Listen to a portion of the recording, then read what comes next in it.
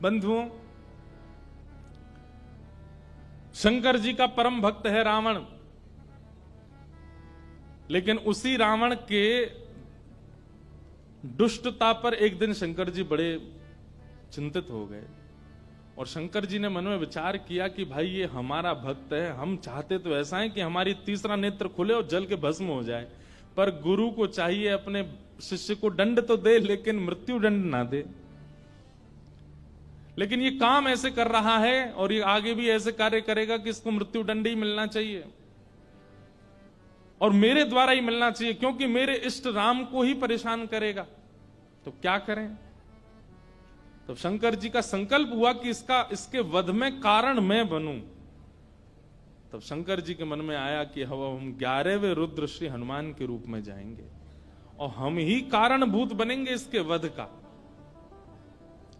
और एक पंथ दो काज होंगे, रावण का वध भी हो जाएगा और मेरे इष्ट श्री राम जी की मैं भक्ति भी करूंगा, सेवा भी करूंगा, उनसे प्रेम भी करूंगा। अभी तो मैं शिव स्वरूप में हूं, मुझे ईश्वर तत्व माना जाता है और मैं ईश्वर तत्व हूं भी। इस कारण से कई बार ऐसा होता है बंधुओं कि अगर शिव जी को राम जी का भक्त बता दो, शैव बड़े नाराज हो जाते हैं, हमारे शंकर जी बड़े हैं, आप उनको राम भक्त क्यों कह रहे हो। कई बार शंकर जी को कृष्ण भक्त बता दो तो शैव लोगों को बड़ी क्रोध आता है, बोले हमारे महादेव कोई कृष्ण के भक्त हैं। लेकिन वास्तवता यही है भैया, आप मानो चाहे मत मानो। आप मंदिर में जाकर के ओम नमः शिवाय कहते हैं महादेव के आगे, उनको प्रसन्नता होती होगी, लेकिन आप मंदिर में जाकर के राम राम राम राम कहते हैं तो महादेव अत्यंत प्रसन्न हो जाते हैं।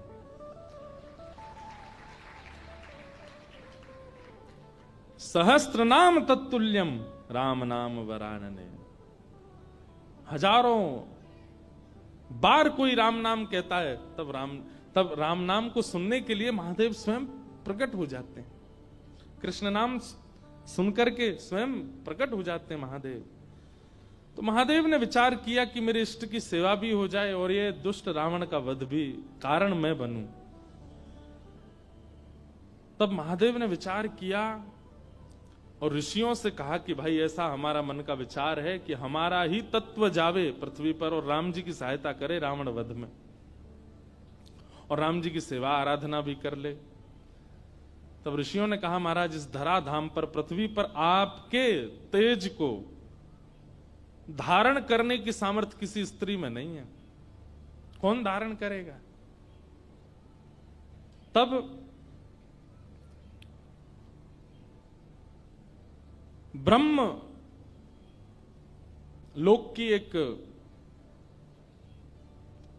अप्सरा थी, उनका नाम था कुंजस्थला। उन्होंने एक ऋषि का उपहास किया, बहुत ध्यान से सुनिएगा, और उस उपहास के कारण ऋषि ने उनको शाप दे दिया कि तुम बानरी हो जाओ। इतनी जोर से हंस रही हो संतों के ऊपर। एक बात बता दें आपको, जो संत ऋषि महंत भक्त वक्ता वैष्णवों के ऊपर या उनकी भक्ति के ऊपर हंसी करते हैं, उनको ही बानर बनना पड़ता है अगले जन्म में। इसलिए कभी किसी भक्त की हंसी मत करना। कुंजस्थला को शाप दे दिया, बोले जाओ तुम बानरी बन जाओ। लेकिन क्रोधापि देवेन वरेण तुल्यम, बड़े लोगों का क्रोध वरदान के समान होता है। वो क्रोध में श्राप तो होता है पर उसमें वरदान भी होता है। कुंजस्थला अंजनी मैया के रूप में पृथ्वी पर प्रकट हुई और आपका विवाह बानर राज केसरी जी के साथ में हुआ। पर केसरी जी को भी शाप लगा हुआ था, ऋषियों ने श्राप दे रखा था कि आपकी कोई संतान नहीं होगी। कैसे संभव हो। और तभी महादेव ने मन बनाया कि भाई हमारा अंश स्वरूप पृथ्वी पर आवे। तो महादेव की नित्य आराधना करती थी अंजनी मैया।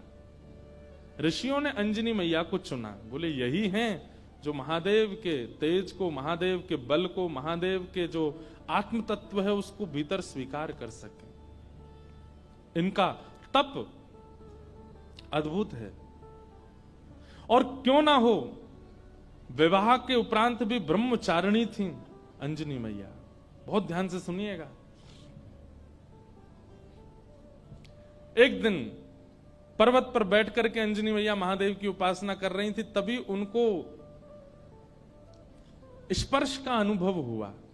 तुरंत अंजनी मैया ने नेत्र खोल करके कहा, मैं शाप दे दूंगी, कौन है, मेरा स्पर्श करने की हिम्मत किसने की। तभी पवन देव प्रकट हो गए और पवन देव ने कहा कि मां मुझे क्षमा करें, पर मेरा स्पर्श का अधिकार सबको है, मैं सबको स्पर्श कर सकता हूं, मेरा स्पर्श अपवित्र नहीं होता। इस पृथ्वी पर चींटी से लेकर के हाथी तक कोई भी नहीं है जो मेरे स्पर्श से वंचित रहता हो, इसलिए आप बिल्कुल मुझे शापित मत कीजिए, मेरा स्पर्श करने का अधिकार तो सबको है। अंजनी मैया बोली, तो फिर मेरा विशेष स्पर्श क्यों किया आपने। तब उन्होंने पूरी बात बताई। बोले कि मां, महादेव की इच्छा है कि उनका तत्व प्रकट हो। मोहिनी रूप को देख करके महादेव इतने प्रसन्न हो गए कि प्रेमाश्रु के साथ उनका समस्त बल पृथ्वी पर झरने लगा, जिसके रूप में पृथ्वी पर विविध रत्न प्रकट हो गए, हीरे, सोने, चांदी, ये सब महादेव के प्रेमाश्रु से प्रकट हुए हैं। और उन्हीं प्रेमाश्रुओं को कई ऋषियों ने अपने अपने प्रेम पुटों में धारण किया। उन्हीं में से एक बिंदु मुझे प्राप्त हुआ और मुझे ऋषियों की आज्ञा हुई कि मैं आपके अंदर उसको व्यवस्थित कर दूं, ताकि महादेव का जो 11वां रुद्र स्वरूप है वो आपसे प्रकट हो। इसलिए मैंने आपके स्पर्श करके आपके कर्ण पुट से महादेव का वह योग बल आपके भीतर व्यवस्थित किया है। अब आप जल्दी ही एक दिव्य भक्त, दिव्य बलवंत और दिव्य श्रेष्ठ बालक को जन्म देंगे। कितने पिताजी हनुमान जी के? पवन पुत्र, शंकर सुवन और केसरी नंदन। पवन देव के वे पुत्र हैं। हनुमान जी के शंकर, अब यहां पर ऋषियों का, संतों का शंकर स्वयं केसरी नंदन, शंकर स्वयं ही आए हैं और शंकर सुवन यानी कि उनके पुत्र हैं। किसी का भाव ऐसा भी है कि भाई स्वयं शंकर जी के पुत्र कैसे हो सकते हैं, स्वयं शंकर जी आए तो इसलिए शंकर स्वयं केसरी नंदन। अब जो भी बात हो, इसका विवाद तो बड़े लोग ही करते रहे, हम तो बालक हैं, हम तो जैसा मिले गाते रहेंगे, आनंद करें सब। 3 पिताजी हैं।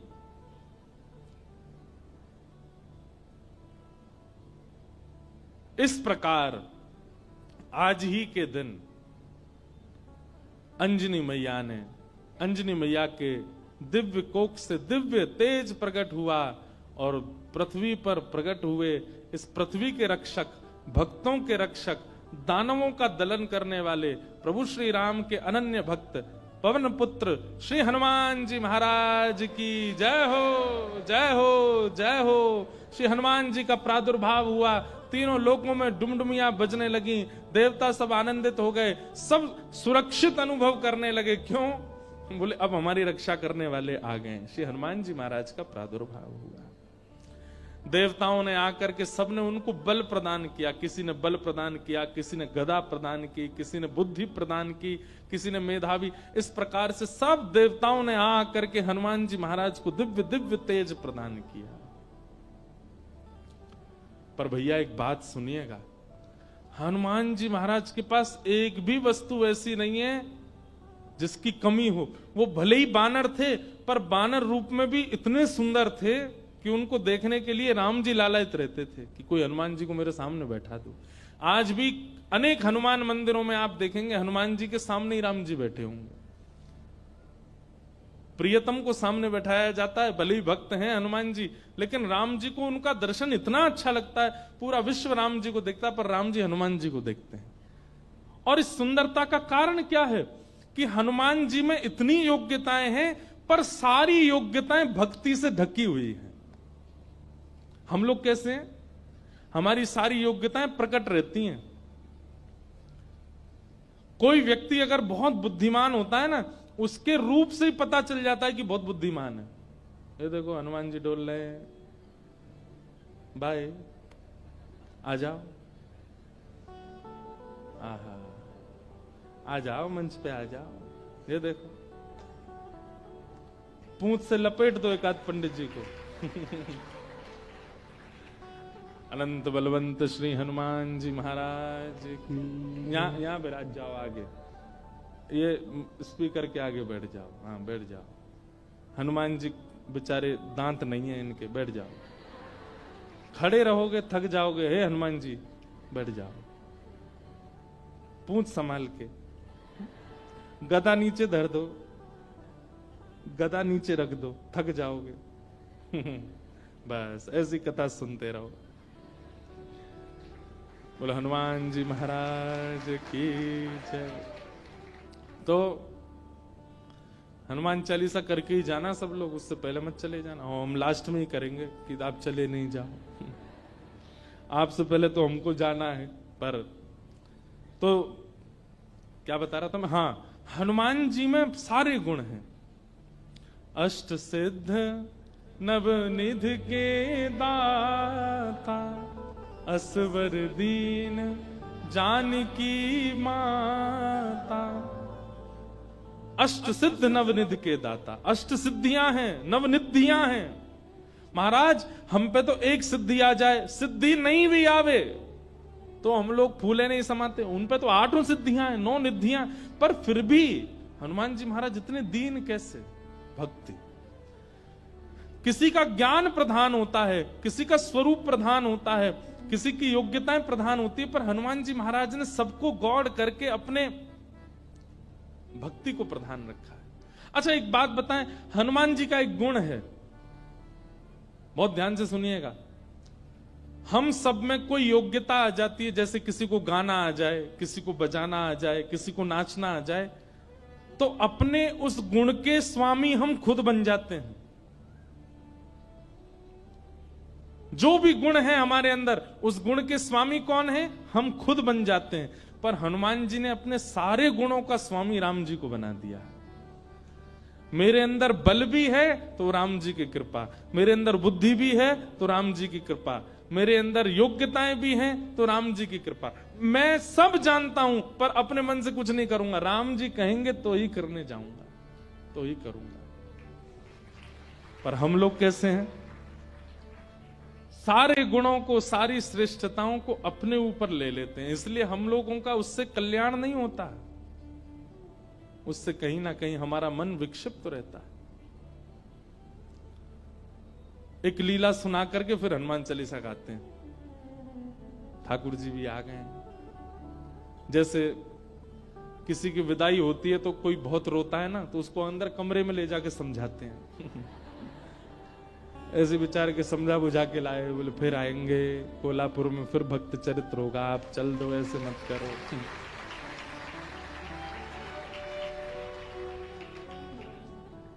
विरह बहुत ज्यादा है भैया, ने ऐसे लिटा के बैठे हो, इन्हें बोल दो कहीं फिर से कूद पड़े ऊपर से। तो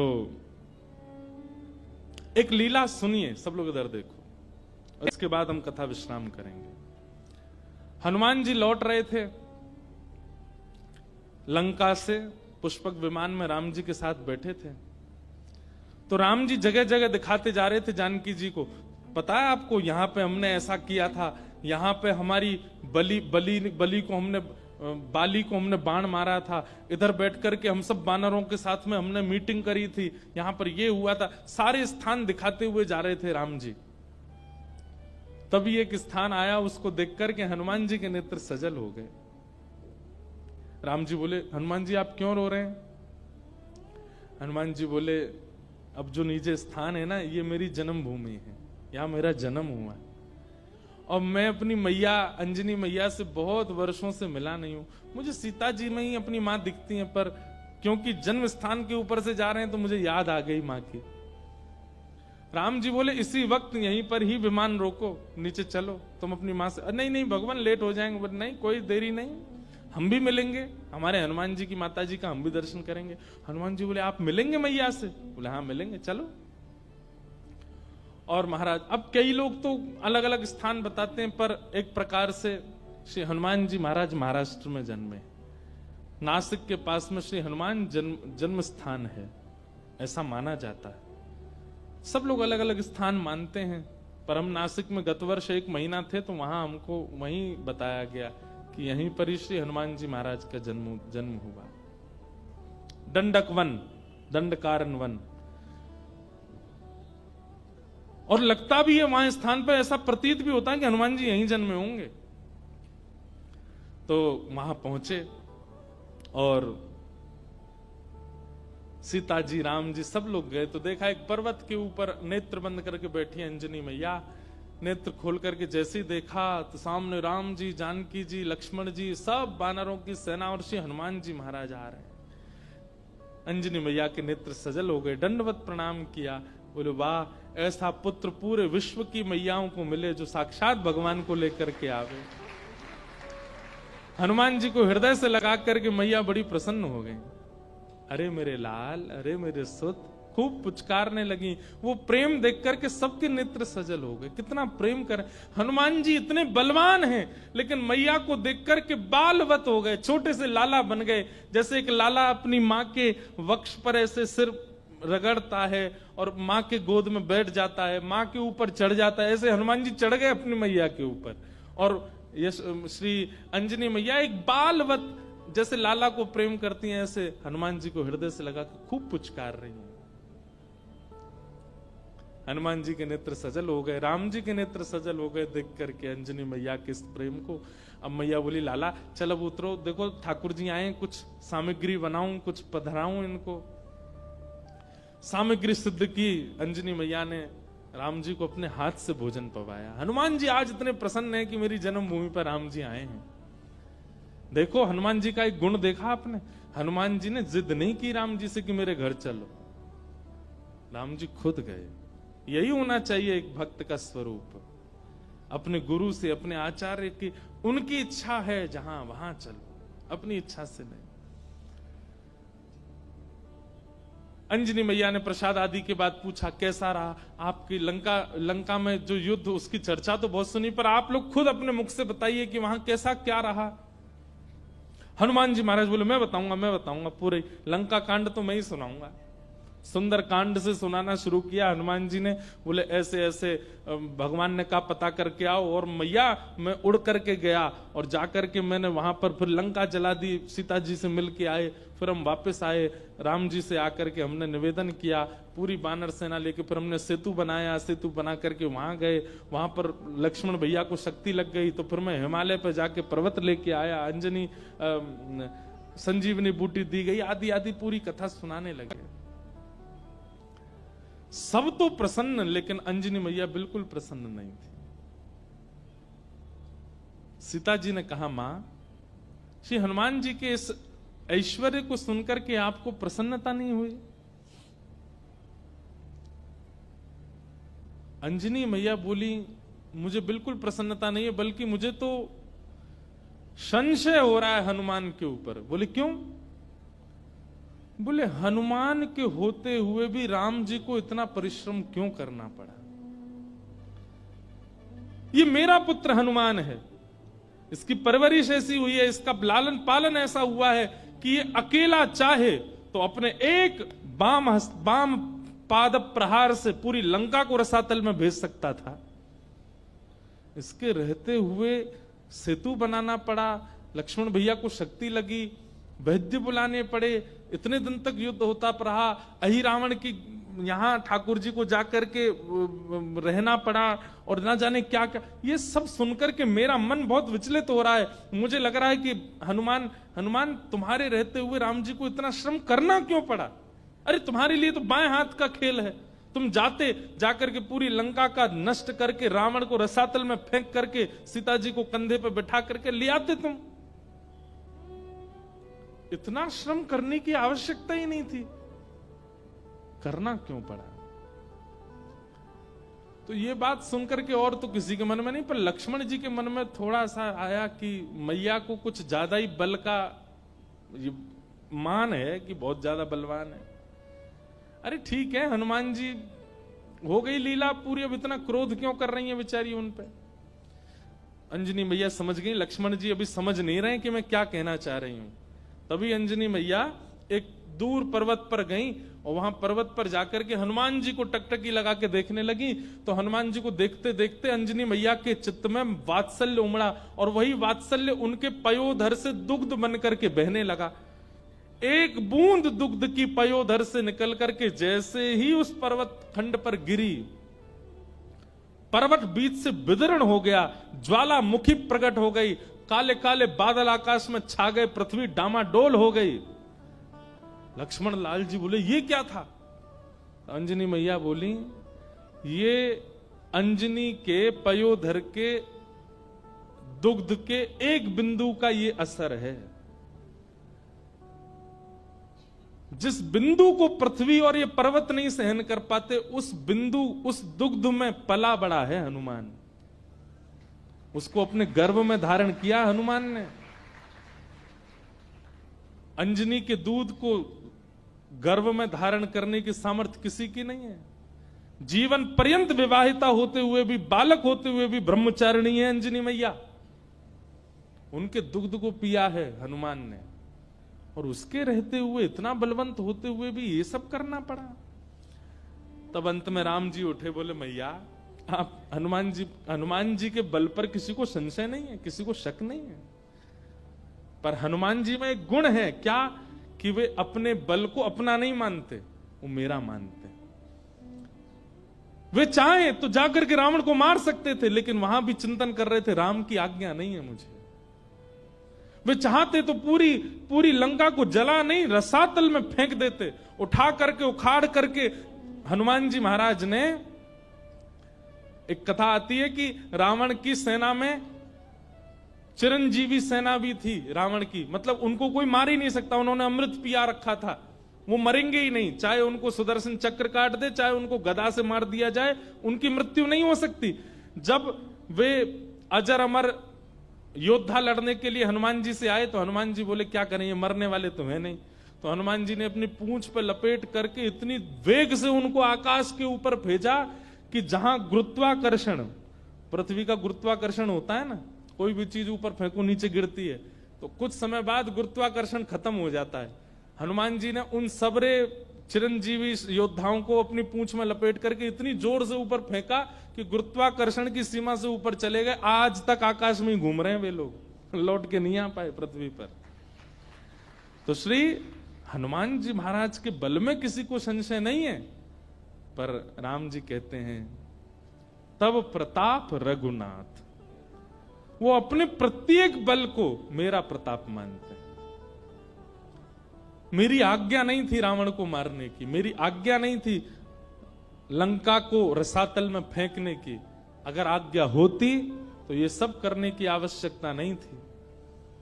अकेला हनुमान जाकर के सब क्रिया कर सकता था, लेकिन आप सौभाग्यशाली हैं मैया, आपका लाला इतना बलवंत, इतना बुद्धिवंत, इतना योग्य होते हुए भी मेरे अधीन रहता है, अपने योग्यता को नहीं मानता। तब अंजनी मैया प्रसन्न हुई, हनुमान जी को हृदय से लगाया। ऐसे श्री हनुमान जी महाराज हैं।